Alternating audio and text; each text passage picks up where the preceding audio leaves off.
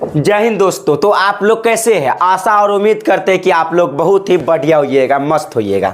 तो मेरे भाई मैं बताने वाला हूं आज डे 4 यानी ऑब्जेक्टिव सेशन का साइंस का। यदि 21 फरवरी का आपको एग्जाम है मैट्रिक का, तो मेरे भाई यहाँ पर ये डे 4 होने वाला ऑब्जेक्टिव का। यदि ये 4 से 5 क्लास आप देख लेते हैं तो सारा का सारा ऑब्जेक्टिव आपका जो है क्लियर हो जाएगा। हम ये जो अभी करा रहे हैं 2020 का ऑफिशियल मॉडल पेपर है। 2020 का किसका है? 2020 का है जो आपका ऑफिशियल मॉडल पेपर है। आपको पता होना चाहिए कि 50 से 60% क्वेश्चन जो है कितना, 50 से 60% क्वेश्चन सिर्फ किससे आते हैं? प्रीवियस ईयर से आते हैं। तो हम 2020 का इसका जो है डिस्कशन करा रहे हैं।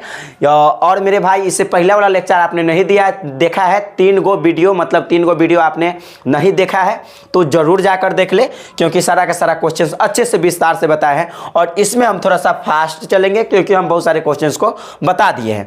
और मेरे भाई यहाँ पर इस वीडियो को देख लीजिए और आगे भी आप देख लीजिएगा इससे पहले वाला वीडियो, ठीक है? मतलब इससे प्रीवियस वाला जो बना है आप जरूर देखें उसको जाके। तो यहाँ पर देखिए, आप यहाँ पर 48 क्वेश्चंस है। 48 क्वेश्चंस में से आप कितने टिक लगाते हैं वो आप मतलब अपने अंदाज को आप माप सकते हैं, मतलब कि अंदाजा लगा सकते हैं कि आप कितने लायक है। ओके, तो यहाँ पर देखिए, यहाँ पर पहला जो क्वेश्चन है आपका क्या, यहाँ पर पहला क्वेश्चन देखिएगा जरा ध्यान से। आपका पहला क्वेश्चन है यहाँ पर, ये तो सब जानता है, ये सब जानता है क्या होता है प्रकाश के परावर्तन के या अपवर्तन के, परावर्तन या आवर्तन के नियम कई गो होता है? तो 2 गो होता है, सब जानता है। ठीक है, ठीक है। अपने आप को आप जांचते रहे कि कितना हमें सही हो सकता है, अपने आप अंदाजा मिल जाएगा। ठीक है, अब यहाँ पर देखिए 2 नंबर क्वेश्चन है। 2 नंबर क्वेश्चन है आपका, वायु में गमन करती प्रकाश की एक किरण जल में तिरछी प्रवेश करती है तो यह किरण क्या होती है? मान लीजिए कि ऊपर हवा है, ऊपर क्या है? हवा है, ठीक है। और यहाँ से हम एक अभिलंब डाल देते हैं। एक क्या डाल देते हैं? अभिलंब। इसका नाम हो गया अभिलंब यानी नॉर्मल। क्या हो गया? अभिलंब बोले तो नॉर्मल। ओके, अभिलंब हो गया। और हवा से क्या होती है? हवा वायु में यानी वायु में गमन करती प्रकाश की एक किरण जल में तिरछी प्रवेश करती है। जल में मतलब यहाँ पर नीचे मान लीजिए कि पानी है, नीचे क्या है? पानी। ऊपर हवा है, नीचे पानी है, मतलब मान लीजिए ये तिरछी प्रवेश करेगी ऐसे। तो इसको जाना चाहिए था ऐसे, यानी वास्तविक में ऐसे जाता, लेकिन ऐसे ना जाकर ये थोड़ा सा ऐसे कट जाता है। यानी क्या हुआ? तो आप कहेंगे ये अभिलंब है, तो अभिलंब से दूर हटा कि मुड़ गया, तो आप कहोगे अभिलंब की ओर आ गया, तो यहाँ पर कर अभिलंब की ओर झुकेगी। ऑप्शन नंबर कौन हो जाएगा? ए जो है आपका राइट आंसर है। ठीक है, लेकिन हाँ एक क्वेश्चन यहाँ मतलब अच्छे से यहाँ ये भी क्वेश्चन आ सकता था कि जब प्रकाश की किरण विरल माध्यम से सघन माध्यम में जाती है तो किधर मुड़ती है? कहेंगे अभिलंब की ओर। और जब प्रकाश की किरण सघन माध्यम से विरल माध्यम में जाएगी तो अभिलंब से दूर हट जाएगी। मतलब इसको जब आप ऐसे जाएगा ना, ऐसे प्रकाश की किरण, तो इसको जाना चाहिए था ऐसे, लेकिन ये ऐसे हट जाएगा, यानी अभिलंब से दूर हट जाता है। इस कंडीशन में इधर होगा, इस कंडीशन में इधर। तो इस कंडीशन में क्या होगा? मतलब अभी वाला कंडीशन है जब वायु से जा रहा है पानी में, वायु से पानी में जा रहा है तो अभिलंब की ओर मुड़ जाएगा। सिंपल सी बात है, अभिलंब की ओर। ठीक है, ऑप्शन नंबर ए जो है आपका राइट आंसर है। चलो 2 के बाद 3 नंबर देखिएगा। यहाँ पर 3 नंबर क्वेश्चन है, निम्नलिखित में से किस लेंस को अपसारी लेंस कहते हैं? तो कितना मर्तबा बताया है कि अवतल लेंस को ही क्या कहा जाता है? अपसारी लेंस कहा जाता है, क्योंकि प्रकाश को क्या करता है? फैला देता है। इसको क्या कहते हैं? अभिसारी कहते हैं। इसको हम अभिसारी लेंस कहते हैं। इसको क्या कहते हैं? अभिसारी लेंस कहते हैं। ओके, आप इतना समझ सकते हैं। उसके बाद आगे समझे। यहाँ पर 4 नंबर क्वेश्चन, 4 नंबर क्वेश्चन है मेरे भाई कि किसी बिंब का वास्तविक तथा समान साइज का प्रतिबिंब प्राप्त करने के लिए बिंब मतलब प्रतिबिंब, बिंब कहने का मतलब है यहाँ पर प्रतिबिंब आप छाया समझ लें, बिंब मतलब कोई वस्तु को, मतलब वस्तु को उत्तल लेंस के सामने कहाँ रखना चाहिए? तो उत्तल लेंस बोले तो यू टाइप का होता है। ये क्या है? उत्तल लेंस हो गया। तो मेरे भाई यहाँ पर एक जो है यहाँ से प्रिंसिपल एक्सिस ले लेते हैं और यहाँ से कह रहा है क्वेश्चंस में बिंब का वास्तविक तथा समान साइज का। तो मेरे भाई यहाँ पर F1 होता है, यहाँ पर 2F1 होता है, और यहाँ पर मेरे भाई यहाँ पर मान लो यहाँ पर आपका F2। ठीक है, F1 F2 F, यहाँ पर F1 मान लिए, यहाँ पर 2F1 हो गया। ठीक है, और यहाँ पर जो है आपका F2 हो गया, और यहाँ पर 2F2 हो गया। तो यहाँ पर देखो क्या कर रहा है क्वेश्चंस में, क्वेश्चंस क्या है, हमें समान साइज का प्रतिबिंब प्राप्त करना है। तो ये तब फोकस दूरी होता है, ठीक है। ये वक्रता केंद्र है, क्या है ये, वक्रता केंद्र है, ये आपका वक्रता केंद्र होता है, ठीक है, किसकी, लेंस का। तो कह रहा है समान, तो वक्रता केंद्र पर आपको रखना पड़ेगा, कहाँ रखना पड़ेगा, वक्रता केंद्र पर। तो वक्रता केंद्र यहाँ पर ऑप्शन में है नहीं, वक्रता केंद्र है क्या ऑप्शन में, कहोगे तो नहीं है। वक्रता केंद्र को ही आप यहाँ पर लेंस की फोकस दूरी की 2 गुनी कहने का मतलब वक्रता केंद्र। तो यहाँ पर यानी क्या रख दोगे, 2F1 पर रखोगे ना यहाँ पर, तो आपका जो है जितना गो रखोगे उतना ही गो जो है यहाँ पर साइज यानी समान साइज का जो है प्रतिबिंब बन जाएगा। तो कह रहा है किसी बिंब का वास्तविक तथा समान साइज का प्रतिबिंब प्राप्त करने के लिए कहाँ पर रखना चाहिए, उत्तर लेंस के सामने कहाँ वस्तु को रखना, बिंब मतलब बिंब कहने का मतलब कहाँ वस्तु को रखना चाहिए। तो कहेंगे लेंस की फोकस दूरी यहाँ F1 हो गया, फोकस दूरी की 2 गुनी दूरी पर। तो यहाँ पर कहेंगे फोकस दूरी की 2 गुनी दूरी पर, ओके, फोकस दूरी की कितनी, 2 गुनी दूरी पर आप रखोगे तो समान साइज का प्रतिबिंब बनेगा। ऑप्शन नंबर कौन होगा, बी जो है राइट आंसर है। लेंस की फोकस दूरी की 2 गुनी दूरी पर रखने पर समान साइज का, और कैसा बनेगा, वास्तविक उल्टा बनेगा, वास्तविक और उल्टा बनेगा, ठीक है। आप यहाँ पर इतना याद रखें। चलिए यहाँ पर 5 नंबर क्वेश्चंस, 5 नंबर देखिए यहाँ पर क्वेश्चंस क्या है। 5 नंबर, मानव नेत्र जिस भाग पर किसी वस्तु का प्रतिबिंब बनता हुआ है, तो सब जानता है कि रेटिना पर बनता है। और रेटिना बोले तो दृष्टि पटल पर किसी भी वस्तु का प्रतिबिंब बनता है हमारी आंखों में, ठीक है। तो यहाँ पर आप समझ गए, ऑप्शन नंबर कौन हो जाएगा, डी। और हमारी आंखों का रंग निर्भर करता है परितारिका पर, किस पर, परितारिका पर। आप इतना को याद रख सकते हैं, ठीक है।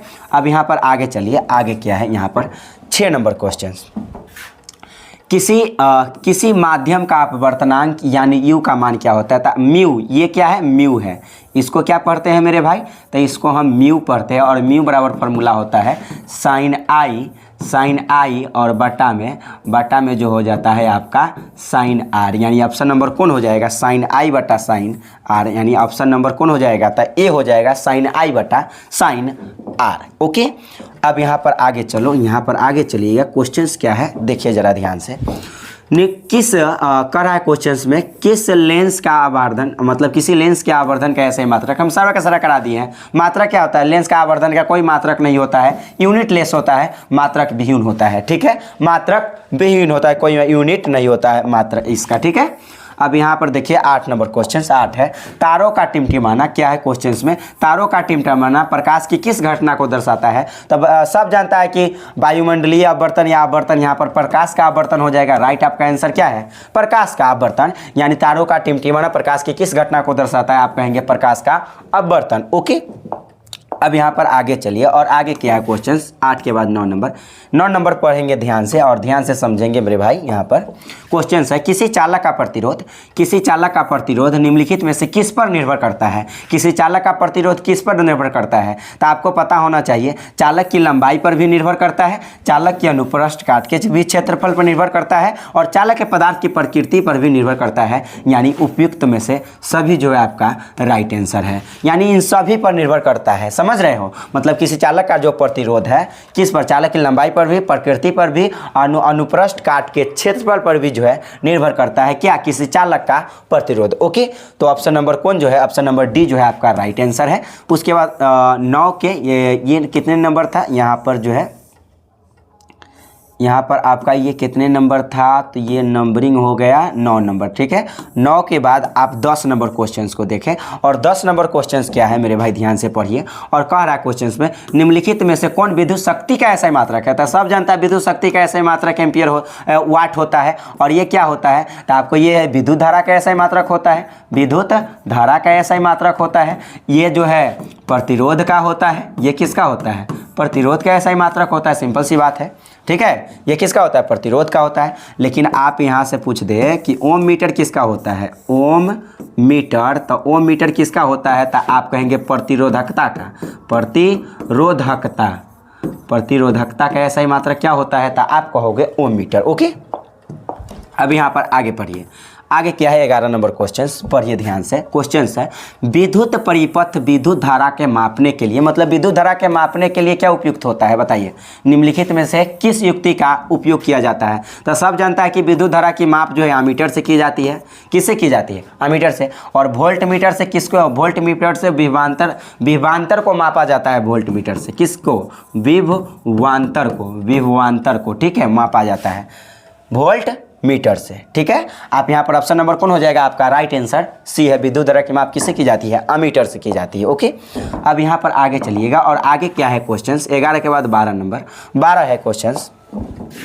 फ्यूज तार निम्नलिखित में से कौन सा कथन सत्य है? मतलब फ्यूज तार के लिए कौन सा कथन सत्य है? तो मेरे भाई फ्यूज तार तो यहाँ पर फ्यूज तार के लिए क्या कथन सत्य है? तो देखिए फ्यूज तार में यहाँ पर इसका जो प्रतिरोध है ना, प्रतिरोध अधिक होना चाहिए और गलनांक जल्दी है, मतलब कि गलनांक जो है जल्दी गल जाएगा ना मेरे भाई। गलनांक कम होना चाहिए, प्रतिरोध अधिक होना चाहिए, क्योंकि गलनांक कम होना, जैसे करंट लगेगा तो जल्दी तार गल जाएगा, करंट से आदमी बच जाएगा, छूट जाएगा। तो यहाँ पर क्या है? प्रतिरोध अधिक, मतलब रोकेगा, मतलब करंट जाएगा तो प्रतिरोध ताकतवर होना चाहिए कि करंट को रोक ले, और गलनांक जो है कम होना चाहिए कि जल्दी गल जाए। तो यहाँ पर ऑप्शन कौन हो जाएगा आपका? प्रतिरोध तो अधिक होना चाहिए, प्रतिरोध ऑब्वियसली बात है अधिक होना चाहिए, और गलनांक कम होना चाहिए। तो ऑप्शन नंबर कौन है आपका? सी जो है राइट आंसर है। फ्यूज तार के लिए निम्नलिखित में से कौन सा कथन सत्य है? तो आप कहेंगे प्रतिरोध अधिक होना चाहिए और गलनांक क्या होना चाहिए? कम होना चाहिए। ओके, तो ऑप्शन नंबर कौन जो है आपका right answer? Option number C, ठीक है। अब चलिए यहाँ पर 13 नंबर क्वेश्चन क्या है, देखिएगा जरा ध्यान से। निम्नलिखित पदार्थों में कौन चुंबकीय पदार्थ नहीं है?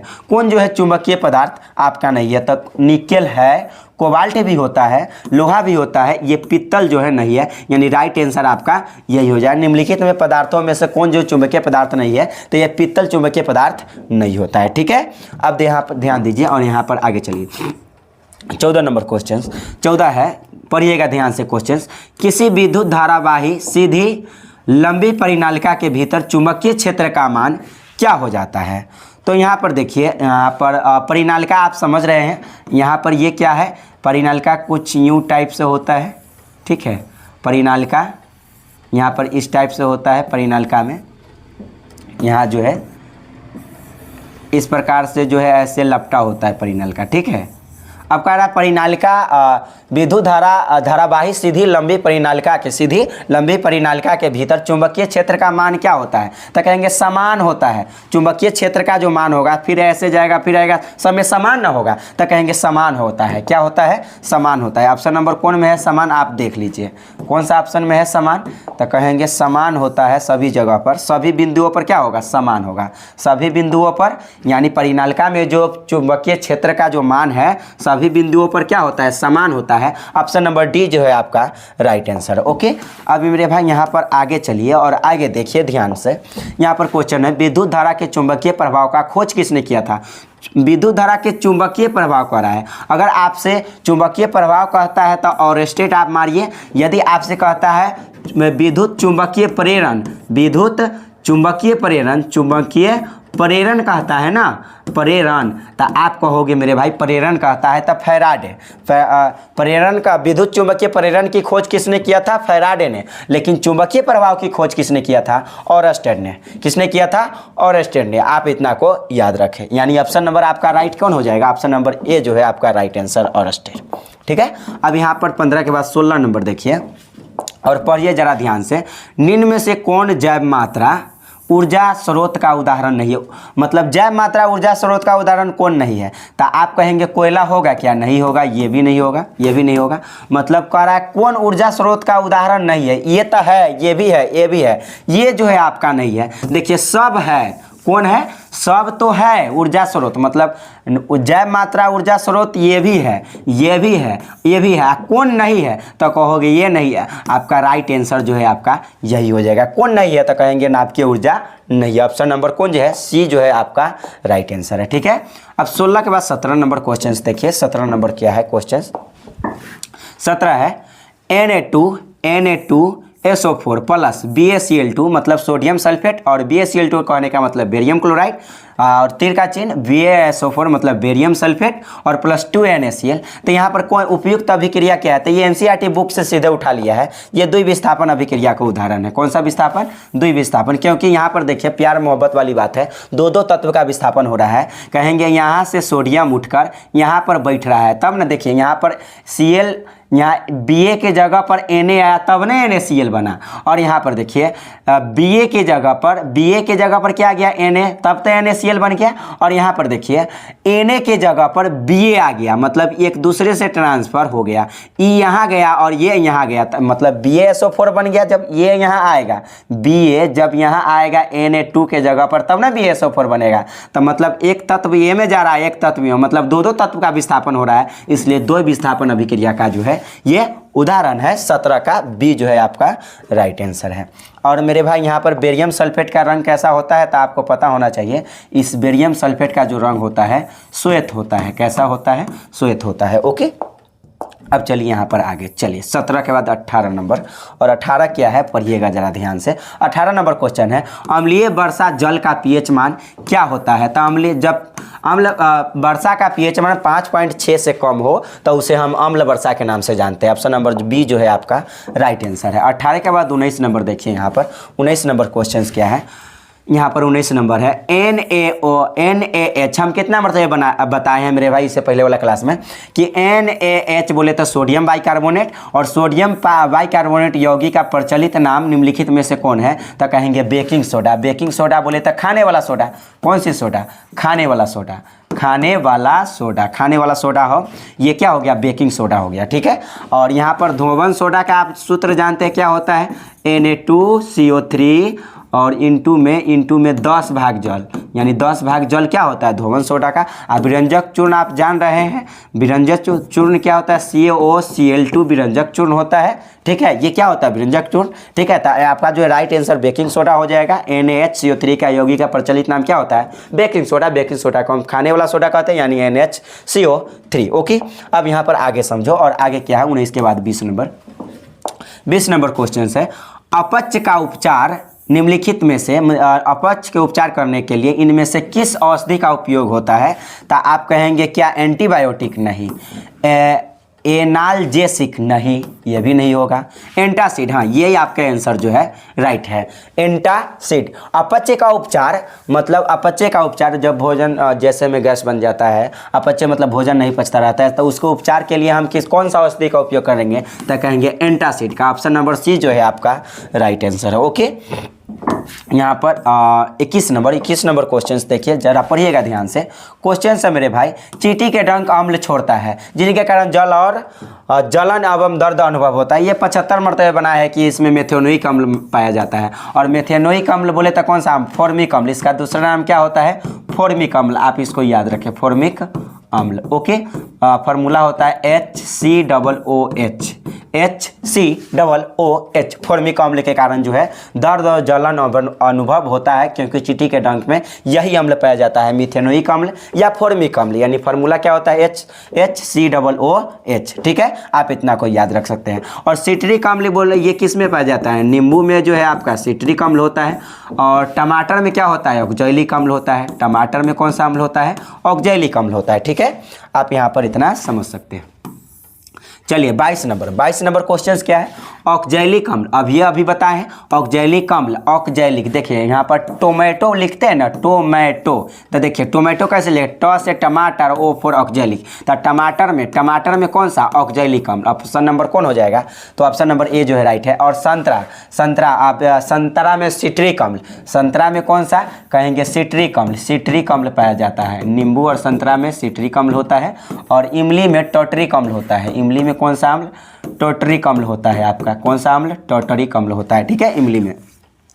और सिरका में एसेटिक अम्ल होता है। सिरका में कौन सा अम्ल होता है, आप समझ सकते हैं, एसेटिक अम्ल होता है। सिरका में कौन सा अम्ल होता है, एसेटिक अम्ल होता है। आपका राइट आंसर जो है इसका ऑक्जेलिक का टमाटर हो जाएगा। ठीक है, 23 नंबर क्वेश्चन से यहाँ पर ध्यान दीजिए और पढ़िएगा जरा ध्यान से। क्वेश्चन है, CaSO4 हाफ भाग जल निम्नलिखित में से किस यौगिक का प्रचलित नाम है। तो ये सब जानता है कि प्लास्टर ऑफ पेरिस को CaSO4 हाफ भाग जल कहा जाता है। जिप्सम का क्या होता है, तो यानी इसका राइट आंसर तो ही हो जाएगा, प्लास्टर ऑफ पेरिस का यह सूत्र होता है। यानी इसको नाम क्या होता है, कहेंगे कैल्शियम सल्फेट सल्फेट हेमीहाइड्रेट। इसका पूरा नाम क्या होता है, यानी रासायनिक नाम होता है मेरे भाई कैल्शियम।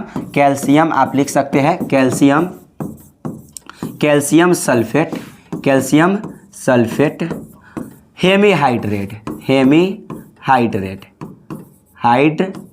हेमीहाइड्रेट, ठीक है, हेमीहाइड्रेट। और जिप्सम का क्या होता है सूत्र, कहेंगे CaSO4, CaSO4 और 2 भाग जल। ये क्या होता है, 2 भाग जल जो है आपका किसका सूत्र होता है, जिप्सम का सूत्र होता है, ठीक है। ब्लीचिंग पाउडर में किसका उपयोग किया जाता है, तो ब्लीचिंग पाउडर में क्लोरीन गैस का जो है Cl2 का उपयोग किया जाता है। ब्लीचिंग पाउडर बोले तो वह विरंजक चूर्ण भी, ब्लीचिंग पाउडर कहने का मतलब विरंजक चूर्ण मानेंगे आप, क्या मानेंगे, CaOCl2, अब विरंजक चूर्ण इसी का भी नाम होता है इसका, ठीक है। और संगमरमर बोले तो खड़िया या संगमरमर, खड़िया बोले संगमरमर बोले, इसको CaCO3 बोला जाता है। कैल्शियम कार्बोनेट को इसको हम मार्बल भी बोलते हैं, मार्बल।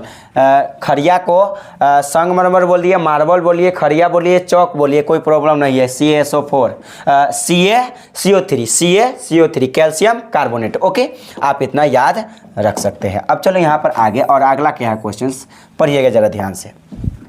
निम्नलिखित में कौन सी धातु कमरे के तापमान पर तरल अवस्था में होती है, तो 75 मरतबा होता है पारा, लेकिन यहाँ पर अधातु आ जाता, ये जैसे धातु है अगर अधातु आ जाता तो आप मारते ब्रोमीन, क्या मारते ऑप्शन में, ब्रोमीन मारते, क्या मारते, जो है ब्रोमीन मारते। क्या आता तो ब्रोमीन मारते, जब अधातु, धातु की जगह पर अधातु रहता तब ब्रोमीन होता, ठीक है मेरे भाई, लेकिन यहाँ पर धातु है तो आप कहेंगे पारा जो है आपका राइट आंसर हो जाएगा, ओके। अब मेरे भाई यहाँ पर आगे बढ़िए, और आगे क्या है क्वेश्चंस उसके ऊपर ध्यान दीजिए। यहाँ पर क्या है क्वेश्चंस में, नाइट्रोजन के 2 परमाणु के बीच, नाइट्रोजन के 2 परमाणु के बीच सब जानता है कि डबल बॉन्ड होता है। कौन सा बॉन्ड होता है, नाइट्रोजन के 2 परमाणु के बीच कौन सा बॉन्ड होता है, कहेंगे डबल बॉन्ड। और ऑक्सीजन के 2 परमाणु के, नहीं एक मिनट मेरे भाई, यहाँ पर इसके लिए हो जाएगा डबल बॉन्ड, और नाइट्रोजन के लिए 3 बॉन्ड हो जाएगा। ऑप्शन नंबर सी जो है आपका राइट, ये तो ऑक्सीजन के लिए होगा, ये किसके लिए हो गया, ये ऑक्सीजन के लिए हो जाएगा। और 3 आबंध किसके लिए होगा, तो नाइट्रोजन के लिए होगा। नाइट्रोजन के 2 परमाणु के बीच कितने आबंध होते हैं, तो याद रखें मेरे भाई 3 आबंध होते हैं, ट्रिपल बॉन्ड होता है, कौन सी बॉन्ड, और ऑक्सीजन के 2 परमाणु के बीच डबल आबंध होता है। और हाइड्रोजन की यहाँ पर 3 को पूछता है, 3 को, या तो ये पूछ लेगा, या तो ये पूछ लेगा, या तो ये पूछ लेगा। हाइड्रोजन के 2 परमाणु के बीच एकल आबंध, और ऑक्सीजन के 2 परमाणु के बीच डबल बॉन्ड, और नाइट्रोजन के 2 परमाणु के बीच कहेंगे ट्रिपल बॉन्ड, यानी ऑप्शन नंबर 25 का कौन हो जाएगा, सी जो है आपका राइट आंसर है, ठीक है। यहाँ पर आगे बढ़िए, 26 नंबर क्वेश्चंस क्या है, पढ़िए जरा ध्यान से। कहा निम्नलिखित में से कौन विद्युत का सुचालक है, तो कौन नहीं जानता है कि ग्रेफाइट जो है विद्युत का सुचालक है। ग्रेफाइट क्या है, विद्युत का सुचालक है। गंधक होगा, नहीं होगा। आयोडीन होगा, नहीं होगा। हीरा भी नहीं होगा। ग्रेफाइट जो है आपका क्या है, विद्युत का सुचालक होता है, ठीक है। अब यहाँ पर आगे चलो, और आगे देखिए यहाँ पर क्या है क्वेश्चंस। कार्बन के सबसे बाहरी कोष में, कार्बन की सबसे बाहरी कक्ष में कुल इलेक्ट्रॉन की संख्या कितनी होती है, तो आपको पता होना चाहिए कार्बन की परमाणु संख्या 6 होती है, तो 2,4, यानी 2 और बाहरी कक्ष में क्या 4 गो इलेक्ट्रॉन होता है। तो हमको से यही पूछा है कि बाहरी कोष में इलेक्ट्रॉनों की कुल संख्या कितना होता है, तो 4 गो, कै गो, 4 गो, ओके। अब यहाँ पर चलिए और आगे चलिए, यहाँ पर 27 के बाद 28 नंबर, और 28 नंबर क्या है क्वेश्चन देखिए। एल्कीन का सामान्य सूत्र कथी होता है, तो एल्कीन का सब जानता है कि CnH2n होता है, राइट आंसर क्या हो जाएगा। ये क्या है, एल्केन का है, ये किसका है आपको पता होना चाहिए, एल्केन का है, ठीक है। और ये किसका है, तो ये कहेंगे एल्काइन का है, ये किसका है, एल्काइन का। एल्काइन का सामान्य सूत्र CnH2n-2 होता है, एल्कीन का CnH2n होता है, और एल्केन का CnH2n+2 होता है, ठीक है। अब चलिए यहाँ पर आगे, और आगे देखिए क्वेश्चंस क्या है, और पढ़िए जरा ध्यान से क्वेश्चंस। यहाँ पर क्वेश्चंस क्या है, समान आणविक सूत्र, आणविक सूत्र समान होना चाहिए लेकिन विभिन्न संरचना, मतलब आणविक सूत्र तो समान है लेकिन अलग अलग संरचना हो जाएगा, तो उसे हम कहते हैं आइसोमर्स कहते हैं। क्या कहते हैं, आइसोमर्स कहा जाता है। स्ट्रक्चरल आइसोमर्स मतलब संरचनात्मक समअवयवक कहा जाता है, ठीक है। ऑप्शन नंबर कौन हो जाएगा, ए जो है आपका राइट आंसर होगा, ठीक है। अब देखिए यहाँ पर इसके बाद 30 नंबर क्वेश्चन है, मेंडलीव के आवर्त नियम के अनुसार तत्वों के गुणधर्म निम्नलिखित में से किसके आवर्त फलन होते हैं? तो कहेंगे परमाणु द्रव्यमान के। और परमाणु संख्या कहेंगे तो मोसले के द्वारा, मोसले के जो आवर्त सारणी आधारित है जो है किस पर है? परमाणु संख्या पर, या इसी को हम आधुनिक आवर्त सारणी के भी नाम से जानते हैं, आधुनिक आवर्त सारणी। तो आधुनिक आवर्त सारणी किस पर आधारित है? कहेंगे परमाणु संख्या पर आधारित है। ये कब दिया गया था मोसले द्वारा? 1913 में दिया गया था। ठीक है मेरे भाई, कब दिया गया? 1913 में। लेकिन मेंडलीव के द्वारा परमाणु द्रव्यमान एक गो था परमाणु संख्या पर, बाद बाकी नीचे कुछ भी पूछे परमाणु द्रव्यमान लगाना है, लेकिन यहाँ पर मेंडलीव पूछा है। मेंडलीव का मतलब परमाणु संख्या किस पर? सिर्फ मोसले जो है परमाणु संख्या, बाद बाकी सब द्रव्यमाने पर आधारित है। तो यहाँ पर मेंडलीव के अनुसार क्या होगा? द्रव्यमान होगा। ठीक है, अब चलिए यहाँ पर आगे अगला क्वेश्चन क्या है उसके ऊपर ध्यान दीजिएगा। 30 के बाद 31 नंबर 31 है आधुनिक आवर्त सारणी के उदाग्र स्तंभ। तो उदाग्र स्तंभ जो ऐसे खड़ा होता है उसको क्या कहते हैं? समूह कहते हैं। क्या कहते हैं? समूह कहते हैं। और आवर्त किसको कहते हैं? क्षैतिज कतारों की। क्षैतिज कतारों को क्या कहते हैं? क्षैतिज कतार।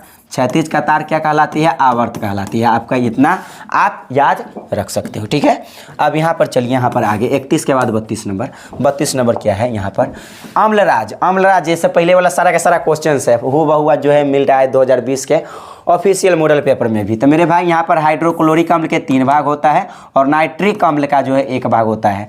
इससे पहले थोड़ा सा पलट दिया था, ये वाला पहले दे दिया था, ये वाला बाद में दे दिया था। तो आपको एक ही बात को याद रखना है कि हाइड्रोक्लोरिक अम्ल के 3 भाग और HNO3 के 1 भाग के मिश्रण को क्या कहा जाता है? अम्लराज, या इसी को हम एक्वा कहते हैं। तो यानी ऑप्शन नंबर कौन हो जाएगा? ऑप्शन नंबर डी जो है आपका राइट आंसर है। HCl 3 भाग में होगा, नाइट्रिक अम्ल 1 भाग में होगा। ठीक है, ऑप्शन नंबर डी जो है आपका राइट आंसर है। ओके, अब देखिए 33 नंबर क्वेश्चन क्या है? हरे पौधे कहलाते हैं। तो आप कहेंगे हरे पौधे सोपोसी कहलाते हैं। सिंपल सी बात है, हरे पौधे क्या कहलाते हैं? सोपोसी कहलाते हैं। ओके, अब यहाँ पर आगे चलिए 34 के बाद 34 नंबर क्वेश्चन। 34 क्या है? छोटी आंत में पाए जाने वाले रसांकुर क्या कार्य करता है? तो छोटी आंत में पाए जाने वाले रसांकुर का जो मुख्य कार्य होता है अवशोषण करना। What is the function villi of small intestine? तो आप कहेंगे इसका जो मूल काम होता है मेरे भाई एब्जॉर्प्शन करना होता है। एब्जॉर्प्शन होता है यानी अवशोषण करता है। भोजन को क्या करता है? अवशोषण करता है। तो छोटे आंत में पाए जाने वाले रसांकुर का क्या कार्य होता है? तो अवशोषण करना होता है। रसांकुर किस मतलब छोटे आंत में इस टाइप में होगा रसांकुर जो है। ठीक है, तो इस टाइप में होता है बहुत सारे ऐसे। ठीक है, रसांकुर। ठीक है, इस टाइप में होता है रसांकुर। इसका काम कैसा होता है? अवशोषण करना। ठीक है, आप समझ गए। अब यहाँ पर चलिए यहाँ पर आगे, और आगे क्या है? क्रेब्स चक्र की क्रिया। क्वेश्चंस क्या है? क्रेब्स साइकिल अकर्स इन, मतलब क्रेब्स चक्र की क्रिया होती है तो कहाँ होती है? कहेंगे माइटोकॉन्ड्रिया में। माइटोकॉन्ड्रिया में कौन से चक्र की क्रिया होती है? क्रेब्स चक्र की क्रिया होती है। किसमें? माइटोकॉन्ड्रिया में। ओके, अब मेरे भाई यहाँ पर आगे चलिए, और आगे क्या है क्वेश्चंस देखो जरा ध्यान से। आगे है क्वेश्चंस में पादप में अनॉक्सी कहने का मतलब अवायवीय शोषण का अंतिम उत्पाद। अवायवीय शोषण का जो अंतिम उत्पाद होता है वह इथाइल अल्कोहल होता है। कौन सा होता है? इथाइल अल्कोहल होता है। अनॉक्सी शोषण का अंतिम उत्पाद क्या होता है? तो आप कहेंगे इथाइल अल्कोहल होता है। ओके, यहाँ पर क्या हो जाएगा? Ethyl alcohol. यहाँ पर चलिए 36 के बाद यहाँ पर 37 नंबर क्वेश्चन। 37 क्या है? थोड़ा सा फास्ट चल रहा है कि इससे पहले वाला लेक्चर में सारा का सारा बताए हैं। ठीक है, अब देखिए पौधे में जल परिवहन किसके द्वारा होता है? जल का परिवहन जाइलम द्वारा। ऑप्शन नंबर ए जो है आपका राइट आंसर है। अब भोजन के परिवहन फ्लोएम द्वारा। ओके, अब चलिए यहाँ पर आगे क्या है? 38 नंबर क्वेश्चन। खुला परिवहन तंत्र किस में पाया जाता है? खुला परिवहन तंत्र तितली में भी पाया जाता है और कॉकरोच में। आप समझ रहे हैं? कॉकरोच में भी क्या पाया जाता है? खुला परिवहन तंत्र पाया जाता है। खुला परिवहन तंत्र किस में पाया जाता है? आप कहेंगे तितली और कॉकरोच में। ऑप्शन नंबर डी जो है आपका राइट आंसर है। ओके, अब यहाँ पर चलिए आगे चलिए। यहाँ पर क्या है? इनमें से कौन पादप उत्सर्जी पदार्थ नहीं है? पादप का उत्सर्जी पदार्थ कौन नहीं है? ये है टैनिन होगा, ये भी होगा और ये भी होगा, ये नहीं होगा। राइट आंसर आपका यही है। स्टार जो है पादप का उत्सर्जी पदार्थ नहीं होता है। ठीक है, अब चलिए यहाँ पर आगे क्वेश्चंस 40 नंबर। और 40 नंबर क्वेश्चंस क्या है? देखिए जरा ध्यान से। क्वेश्चन है इनमें से कौन एमिनो अम्ल के विखंडन से बनता है? तो एमिनो अम्ल के विखंडन से अमोनिया बनता है। कौन बनता है? एमिनो अम्ल के विखंडन से क्या बनता है? तो कहेंगे एमिनो अम्ल के टूटने से क्या बनता है? तो अमोनिया बनता है। ऑप्शन नंबर सी जो है आपका राइट आंसर। ओके, अब यहाँ पर आगे चलिए और आगे क्या है क्वेश्चन, जरा देखिए ध्यान से। इनमें से कौन अंतःस्रावी ग्रंथि है? अंतःस्रावी ग्रंथि है तो आपको पता होना चाहिए थायराइड ग्रंथि है। ये क्या है? थायराइड ग्रंथि हो गया, पिट्यूटरी ग्रंथि हो गया, पिनियल ग्रंथि हो गया, ठीक है, थायरिक्सिन ग्रंथि, ठीक है, थायरोक्सिन, ये सब क्या है? तो पिट्यूटरी ग्रंथि, थायराइड, ये सब के सब क्या है? तो ये सब आपका जो है, या पीयूष ग्रंथि, टेस्टिस हो गया, ओवरीज हो गया, ये सब के सब अंतःस्रावी ग्रंथि है। तो अंतःस्रावी ग्रंथि कौन है? तो आप कहेंगे थायराइड ग्रंथि, ठीक है, थायराइड ग्रंथि अंतःस्रावी ग्रंथि है। अब चलिए यहाँ पर आगे 41 के बाद 42 नंबर 42 नंबर क्वेश्चन है, इनमें से कौन फल पकाने में प्रयुक्त होता है? 75 मरतबा बताया है इथिलीन, और ये प्राकृतिक रूप से पकाता है और कृत्रिम रूप से एसिटिलीन पकाता है। कृत्रिम रूप से फलों को पकाने में मदद कौन करता है? कृत्रिम रूप से फल पकाता है, तो कहेंगे कौन? एसिटिलीन। कौन? एसिटिलीन। कृत्रिम रूप से कौन पकाता है? एसिटिलीन। एसिटिलीन बोले था C2H2। ओके, अब चलिए यहाँ पर आगे चलिए। क्वेश्चन क्या है? 43 नंबर क्वेश्चन, 43 है क्वेश्चन। इंसुलिन की कमी से कौन सा रोग होता है? इंसुलिन की कमी से कौन सा? मधुमेह होता है। क्या होता है? डायबिटीज हो जाता है। और घेंघा किसकी मतलब कि घेंघा रोग होता है आयोडीन की कमी से। आयोडीन की कमी से कौन सी रोग होता है? आयोडीन की कमी से घेंघा रोग होता है, ठीक है। और एड्स का जो है HIV जो है कारक है। HIV क्या है? कारक है। एड्स जो है एक क्या है? तो अनैतिक संबंध बनाने से फैलती है। तो HIV क्या है? तो HIV कारक है किसका? एड्स का, ठीक है। यहाँ पर चलिए आप आगे, और आगे क्वेश्चन क्या है चलिए यहाँ पर देखिए।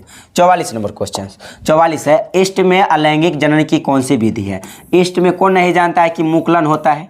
ईस्ट में क्या होता है? मुकुलन। अब पुनर्जनन किस में होता है? प्लेनेरिया में। किस में?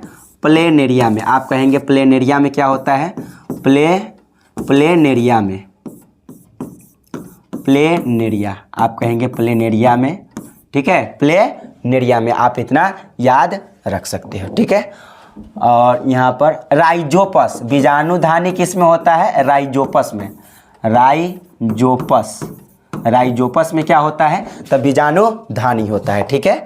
अब यहाँ पर चलिए आगे 45 नंबर क्वेश्चन पढ़िए जरा ध्यान से। क्वेश्चंस क्या है? मानव में निषेचन की क्रिया कहाँ होती है? तो सब जानता है फैलोपियन नलिका में होता है। किस में होता है? फैलोपियन ट्यूब में, यानी फैलोपियन नलिका में। निषेचन यानी फर्टिलाइजेशन किस में होता है? तो कहेंगे फैलोपियन नलिका। आप जान रहे हैं इस प्रकार जो पाइप जो होती है फैलोपियन नलिका, उसमें क्या होता है? तो यहाँ पर जो है मानव में निषेचन की क्रिया कहाँ होती है? कहेंगे फैलोपियन नलिका में होती है। ऑप्शन नंबर डी जो है आपका राइट आंसर है। ओके, अब चलिए यहाँ पर आगे, और 46 नंबर क्वेश्चन देखिए। आनुवंशिकता के पिता कौन कहे जाते हैं? आनुवंशिकता के पिता कौन नहीं जानता है कि ग्रेगर जॉन मेंडल को कहा जाता है? किसको कहा जाता है? ग्रेगर जॉन मेंडल को कहा जाता है। चलिए यहाँ पर आगे चलिए और अगला क्वेश्चन देखिए।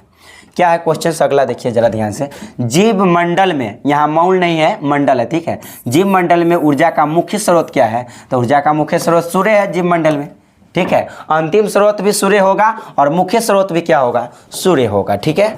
अब यहाँ पर आगे चलिए और अगला क्वेश्चन क्या है? 47 के बाद 48 नंबर क्वेश्चन है आपका। जातियों की उत्पत्ति नामक पुस्तक किसने लिखा था? तो ये सब जानता है डार्विन ने लिखा था। कह रहा है who wrote the book origin of species, किसने लिखा था? डार्विन ने लिखा था, ठीक है। ओरिजिन ऑफ स्पीसीज किसने लिखा था? डार्विन ने, यानी जातियों की उत्पत्ति का नामक पुस्तक किसने लिखा? डार्विन ने लिखा, ठीक है। तो ये 2020 का ऑफिशियल मॉडल पेपर था मेरे भाई, ठीक है। तो इस प्रकार से एकदम आसान क्वेश्चन है, आप आराम से जो है बना लीजिएगा। तो इससे पहले वाला वीडियो जाकर जरूर देखें, ठीक है। फिर मिलते हैं अगले वीडियो में, ओके। जब तक लिए आप पढ़ाई कीजिए मस्ती के साथ, ओके। धन्यवाद।